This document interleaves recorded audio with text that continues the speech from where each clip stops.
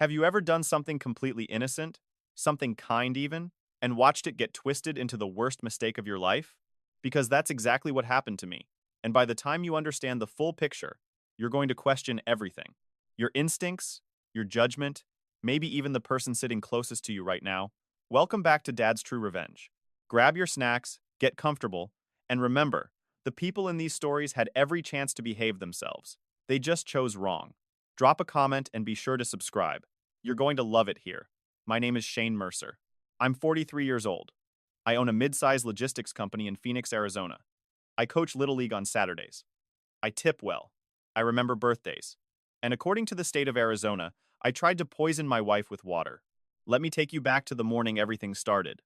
March 4th, a Tuesday, which is already suspicious because nothing good ever happens on a Tuesday. But I didn't know that yet. I woke up feeling like a man on top of the world. See, 3 months prior, I'd closed the biggest deal of my career, a merger that had taken 2 years, 4 law firms, and approximately 11,000 cups of coffee to pull off. The kind of deal that changes your last name from who to owe him. The final wire transfer had just cleared the night before. $100 million. Let me say that again for the people in the back. $100 million sitting in our joint account like it owned the place because it did. I remember standing in the kitchen that morning in my socks, phone in hand, staring at the number on the screen. My wife, Rebecca, Becca, I called her, came down the stairs in her silk robe, hair still messy from sleep, looking the way she always looked in the morning, like someone who knew exactly how beautiful she was. She poured herself a glass of orange juice and glanced at me over the rim. "You're smiling like an idiot," she said. "Come here," I told her.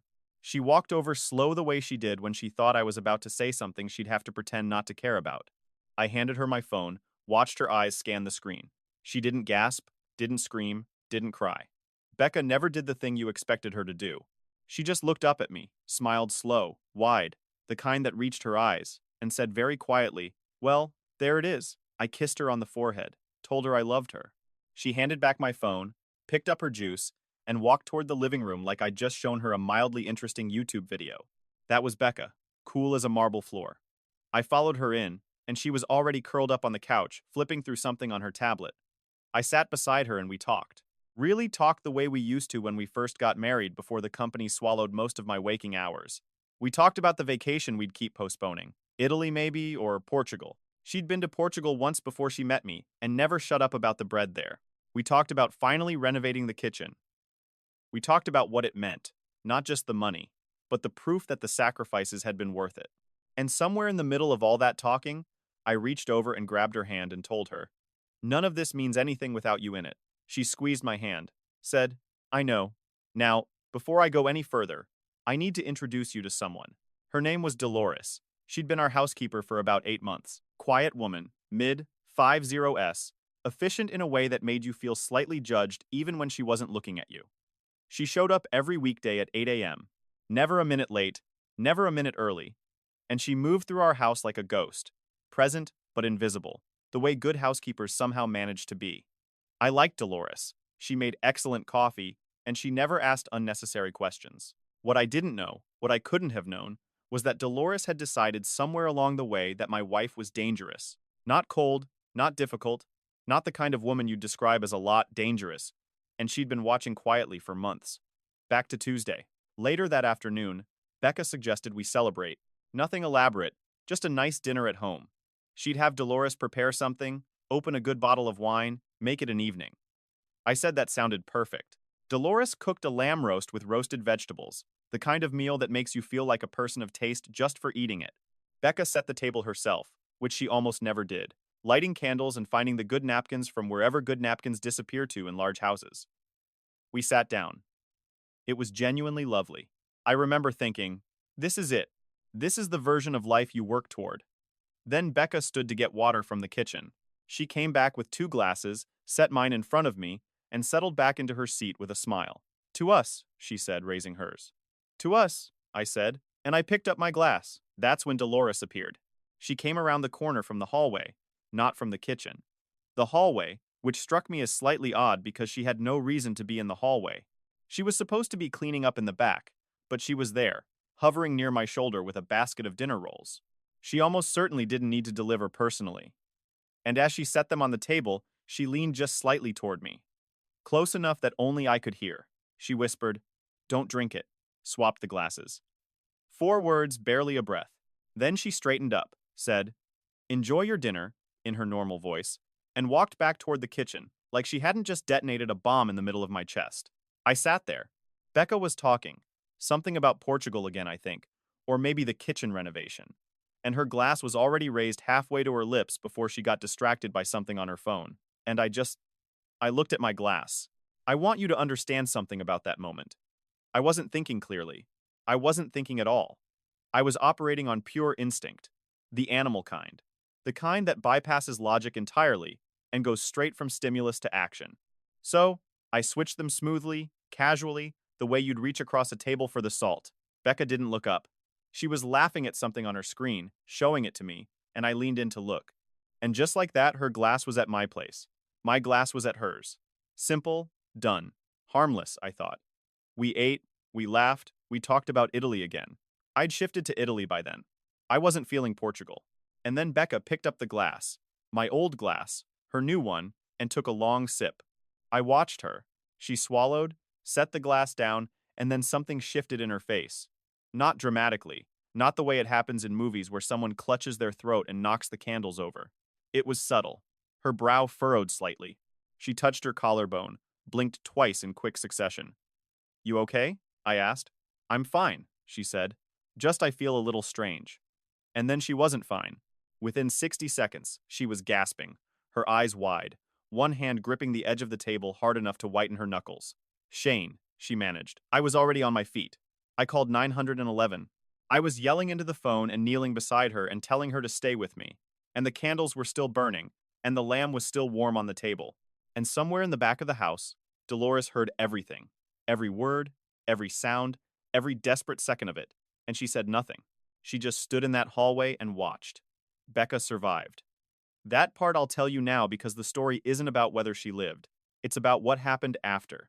3 days later, a detective named Harris sat across from me in a gray room and slid a photograph across the table, a still frame from our dining room security camera, and pointed at the exact moment my hand crossed the table and moved that glass.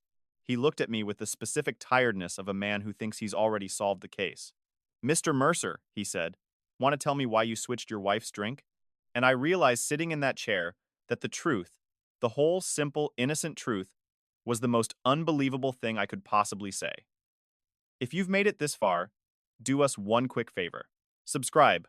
A lot of people watch without ever doing it, but it costs you nothing and means everything to us. Thank you genuinely. Here's something nobody tells you about being innocent. It doesn't feel the way you think it will. You'd assume innocence feels like solid ground, like something you can stand on, point to, say, "Here, this is where I'm standing. Come look." But it doesn't. Innocence, when nobody believes it, feels exactly like guilt. It has the same weight, the same temperature, the same way of making a room feel smaller than it actually is. I know that now. I learned it in a gray room on a Thursday morning, sitting across from a detective who'd already made up his mind before he finished his coffee. His full name was Detective Carl Harris. Broad shoulders, thinning hair, the kind of mustache that exists purely out of stubbornness. He had a yellow legal pad in front of him that he barely wrote on, which told me he wasn't gathering information. He was building a case. "Mr. Mercer," he said, sliding that photograph across the table for the second time, as if maybe I hadn't seen it clearly the first time. The photo was time-stamped, 7:42 p.m. You could see my hand, the glass, the exact arc of the movement. In still frame, with zero context, it looked like the most deliberate thing a person had ever done. "I switched the glasses," I said. "I already told you that." "You did?" Harris nodded slowly, like a man who respected patience and had plenty of it. "What I'm still waiting on is a reason that makes sense. The housekeeper told me to." He wrote something on the pad. First thing he'd written since we sat down. "Dolores Vega," he said. Yes. Who, according to her own statement, was in the back of the house during dinner and didn't come into the dining room at any point during the meal. I felt the floor shift under me. Not dramatically, just slightly, the way it does before something collapses. "That's not true," I said. "She's pretty certain." "Then she's lying." Harris leaned back in his chair and looked at me the way school teachers look at kids who've given an answer that's technically creative but fundamentally wrong. "Mr. Mercer, your wife is in the hospital. The preliminary talk screen came back this morning." He paused just long enough to make sure I was paying attention. There was a sedative compound in her system. High concentration, the kind that doesn't get there by accident. The room went very quiet. That wasn't in the water, I said. My voice came out steadier than I felt. That had to have come from something else. The food, the wine, something. The food and wine both came back clean. Then I don't know how it got there, but I didn't put it there. But you switched the glasses because Dolores told me to. Who says she wasn't in the room? He said it without a question mark. Just laid it there on the table between us like a stone. And I had nothing. No other witness, no audio, just a security camera that had caught my hand and a housekeeper who had apparently decided sometime between Tuesday night and Thursday morning that none of it had happened. They let me go that afternoon. No arrest, not yet. But Harris shook my hand at the door with the specific courtesy of a man who wants you to know the door isn't far. I drove home in a fog so thick I almost missed my own exit. The house felt different when I walked in. Bigger somehow. Emptier. The dining room table still had a faint ring where one of the wine glasses had sat, and I stood there staring at it for a full minute before I caught myself. I needed to think more than that. I needed to find Dolores. I called her that evening 4 times straight to voicemail each one. Her outgoing message was professional. Clip the voice of a woman who did not invite small talk. You've reached Dolores. Leave a message. I left one. Dolores, it's Shane Mercer. I need you to call me back tonight, please. Whatever you think is happening here, whatever reason you have for saying what you said to the police, I need you to talk to me first. Please. I hung up and sat on the edge of my bed in the dark for a long time. Then I did the thing every rational adult does when they're running out of options. I started Googling. Now listen, I want you to stay with me here, because this is where the story stops being about a glass of water and starts being about something much stranger. I typed in her full name, Dolores Vega, Phoenix, Arizona. I wasn't expecting much. Maybe a Facebook page or a LinkedIn profile that confirmed she was exactly who she said she was.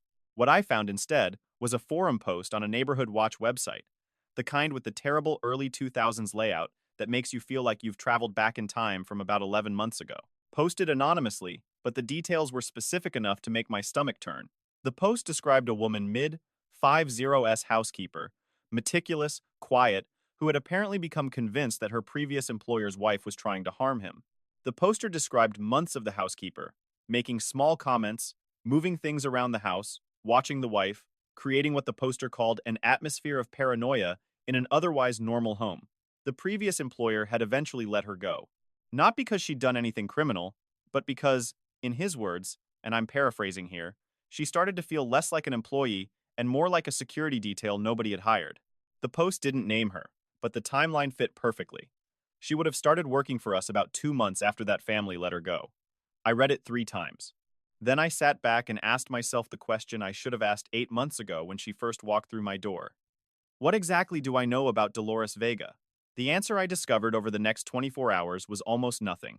The agency we'd hired her through, Prestige Home Staffing, very fancy name for what was essentially a website and a phone number, confirmed her employment history only as far back as 2 years. Before that, nothing. Her references were real people, but when I called both of them personally, one hadn't heard from her in years, and seemed faintly surprised to learn she'd used them at all. The other number had been disconnected. I called my lawyer, a sharp woman named Patricia Cole, who charged $400 an hour and was worth every cent. I told her everything. The whisper, the glass switch, Harris, the forum post, the references. She was quiet for a moment.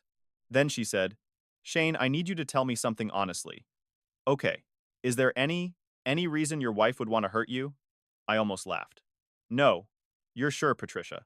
I handed her $100 million 4 hours before this happened. Another pause. Right. Okay. I could hear her writing. Then we need to find out who Dolores Vega actually is because right now she's the only other person in that house. She's contradicted your statement.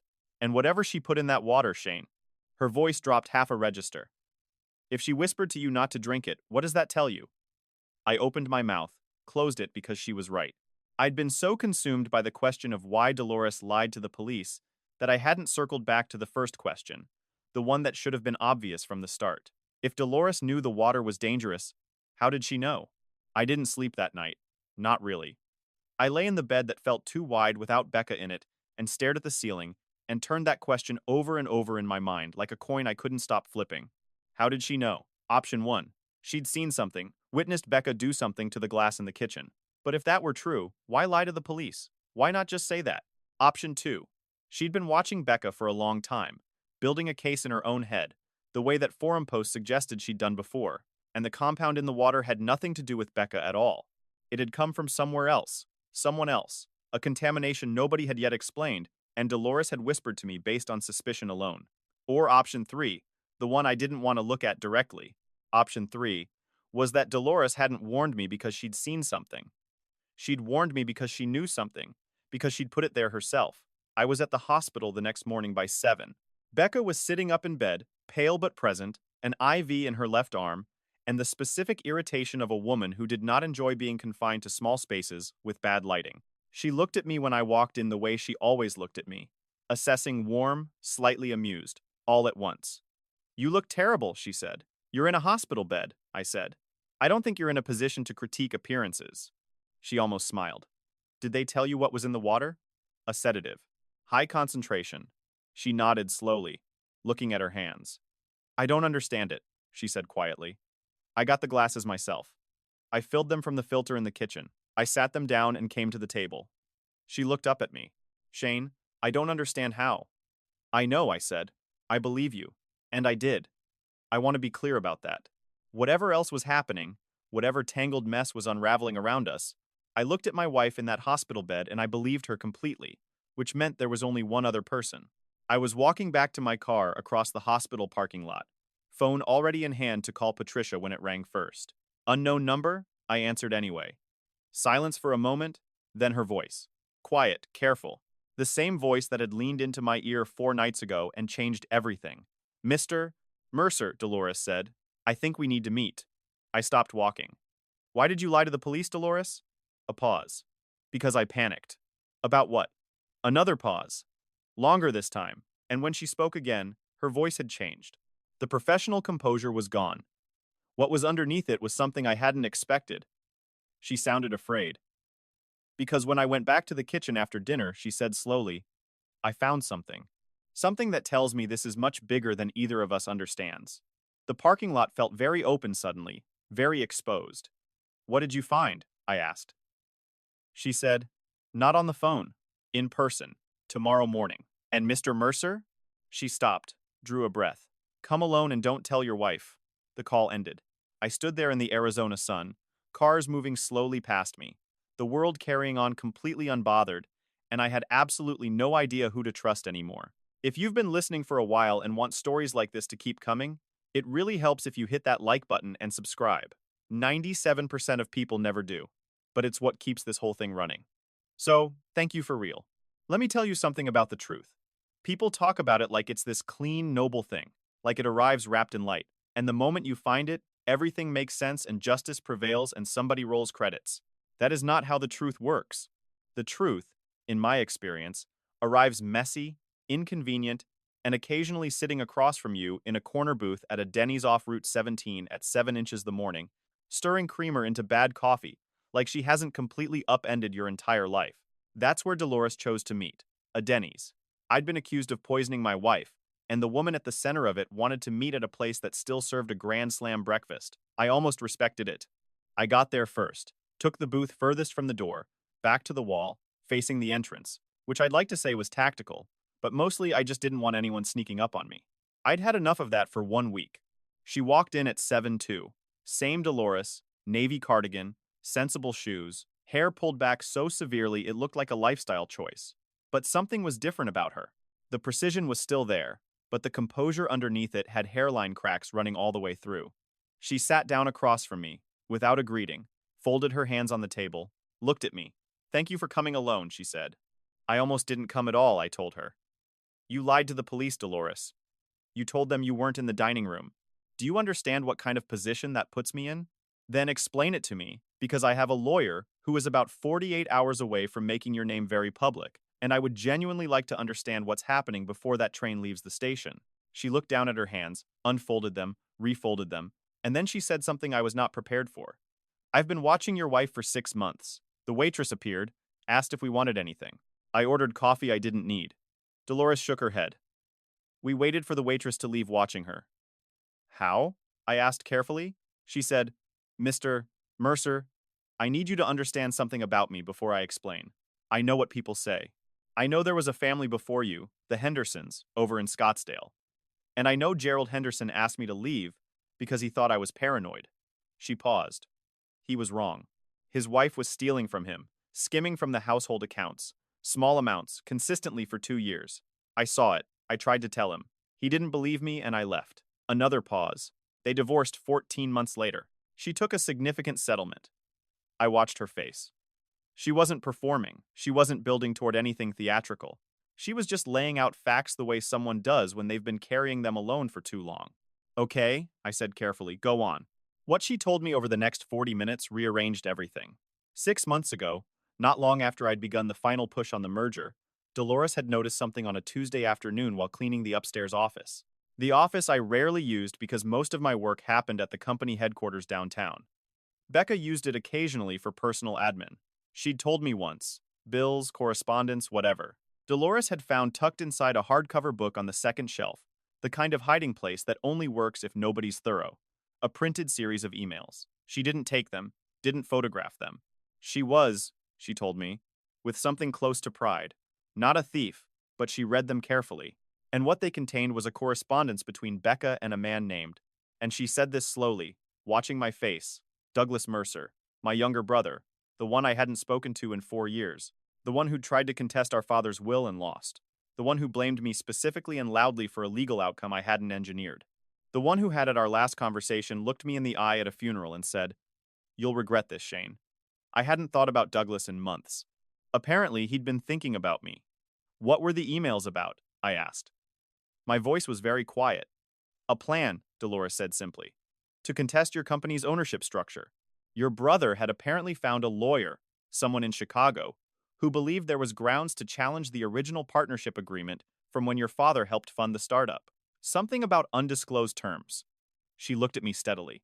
The merger would complicate that significantly. $100 million changes the math on any legal challenge. I sat back. That's why Becca had them, I said. Not a question. I was just working through it out loud. She was building a case, researching, figuring out if Douglas had a real shot, or coordinating with him, Dolores said quietly. I looked at her. She held the look. The last email in the sequence, Mr. Mercer. I've thought about it every day since I read it. Your brother wrote, and I'm telling you this as precisely as I can recall, he wrote that the cleanest solution would be if the merger never cleared at all, and beneath that, in your wife's handwriting, she'd annotated the printed copy. She'd written 2 words. She stopped. What 2 words? I asked. I know. I want to pause right here because I know what you're thinking. You're thinking, so Becca was in on it. Shane's wife and his brother were working together. The water was poisoned deliberately, and she was the one who did it. I thought the same thing for about 30 seconds. Then I thought about it for real. Becca was the one who drank the water. She hadn't known I'd switched the glasses. If she'd poisoned my glass, she would never have touched hers. She'd have had a reason to avoid it. A headache, a sudden distaste for water, something. But she picked it up without a second thought and drank it, and ended up in a hospital bed, which meant either she had nothing to do with the compound in the water, or she was the greatest actress in the history of the American Southwest. So if Becca didn't put the sedative in the glass, I said slowly, and I obviously didn't. I looked at Dolores. She looked back at me. Dolores. I panicked, she said again, but her voice had changed. That's not an answer. A long silence. The Denny's hummed around us, plates clattering, somebody's kid complaining about eggs, classic American morning chaos. And in the middle of all of it, Dolores closed her eyes briefly and said, I put it in your glass. The room didn't change. The noise continued. The kid was still upset about the eggs. You put it in my glass, I repeated. A mild sedative, enough to make you feel unwell, enough to slow things down. Give me time to confront your wife about what I'd found. I wasn't trying to hurt you. I was trying to. She stopped, pressed her fingers against her lips. I had become convinced that something was going to happen to you, that with the merger closing, your brother and your wife were going to move against you legally. And I thought if I could just slow the evening down, talk to her myself. You put a sedative in my drink? I said again, still quiet. Still very calm, actually. Which surprised me. And then you told me not to drink it. Because I changed my mind, she said, and her voice cracked on the last word. I sat in that hallway and I watched the 2 of you at that table, and you were laughing, and she looked at you like, and I thought, what am I doing? What have I done? So, I warned you. I told you to switch them. I thought she'd just feel slightly drowsy. I didn't know she had a sensitivity. Her eyes were wet now, which was somehow the most unsettling thing I'd seen all week. I didn't know. I paid for the coffee I hadn't drunk. I drove to Patricia's office and sat across from her and told her everything. All of it. Douglas, the emails, Dolores, the sedative, the whole sprawling, ridiculous, impossible story. Patricia listened without interrupting, which was how I knew it was serious, because Patricia always interrupted. When I finished, she set down her pen and said, "Okay, here's where we are." She laid it out with the clean efficiency of someone who'd untangled worse. Dolores had administered the compound. That was criminal. She would need her own lawyer. That was a separate matter. But her testimony about the emails, combined with a formal discovery process targeting Becca's correspondence with Douglas, would dismantle any suggestion that I'd acted with intent. The security footage showed a glass switch. Yes. It also showed a housekeeper leaning in to whisper something, which Dolores had lied about, which Patricia intended to make very loud, very fast. And Douglas? I asked. Depends what's in those emails. She looked at me over her glasses. But conspiring to destabilize a business merger based on a fraudulent challenge to a partnership agreement with documented coordination is the kind of thing that makes lawyers in Chicago very suddenly unavailable. And Becca? Patricia was quiet for a moment. That, she said carefully, is a question only you can answer. The emails show she knew about Douglas's intentions, whether she was researching them to protect you or exploring them to hurt you. She paused. There's no crime in knowing something, Shane. Not yet. I went to the hospital that afternoon. Becca was better. Color back in her face, IV out. Sitting up and eating what appeared to be the world's saddest cup of Jell-O with the expression of a woman keeping her complaints internal. She looked up when I came in. I sat down, didn't say anything for a moment, just looked at her. Douglas has been contacting you, I said. She didn't flinch, didn't look away. She sat down the Jell-O and folded her hands in her lap and said, Yes. How long? And the emails? A pause. You went through my things. The housekeeper did. Long story, Becca. What does I know mean? At the bottom of his last email, his suggestion that the merger shouldn't clear, you wrote, I know next to it. She looked at me for a long moment, and then in the quiet voice she used when she was being completely uncomplicatedly honest, the voice I'd somehow forgotten she had, she said, It means I knew what he was doing. I was documenting it, Shane. I was building a file. I was going to take it to Patricia when the merger closed, and the timing was right. Her jaw tightened slightly. He's your brother. I didn't want to bring it to you until I had everything. I didn't want you to have to deal with it in the middle of the biggest deal of your career. The room was very quiet. You were protecting me. I said, I've been protecting you for 11 years. She said, Did you really think I was going to stop now? I'm not going to tell you everything is resolved cleanly. That's not the story. Dolores was charged with administering a noxious substance. Her lawyer negotiated it down. Eventual probation, no prison time. She testified fully and she told the truth. And I believe she genuinely thought she was protecting me in her own broken, misguided way. I don't entirely understand it, but I've stopped needing to. Douglas's legal challenge collapsed before it was formally filed. The lawyer in Chicago became very suddenly unavailable. Funny how that works. Detective Harris called me 3 weeks later to inform me that I was no longer a person of interest. He said it with the specific tone of a man who was not going to apologize, but wanted me to know he'd updated his opinion. I said, thank you, and meant it less than I've ever meant anything. And Becca came home on a Thursday, another Thursday, which I'm now choosing to believe is the universe correcting itself, and walked through the front door and stood in the kitchen and looked around at the house that was too quiet and too big, and said, We're renovating this kitchen. Whatever you want, I said. She turned and looked at me. You believed me the whole time. Of course I did. Most people wouldn't have. I'm not most people, I said. I'm the guy who handed his wife $100 million on a Tuesday. She laughed. The real kind. The kind that reaches her eyes. And somewhere in that sound, in that completely ordinary, unremarkable kitchen on a Thursday afternoon, I felt the ground come back under my feet. Solid. Finally, like something you can stand on. Like the truth when it actually arrives. This has been the glass between us. Shane Mercer's story. And the next time someone whispers something in your ear, maybe ask a few more questions before you act. If you like this story, join our community by hitting that like button and subscribing for more real, raw, and family-centered stories. And as always, thank you for being a part of this sphere.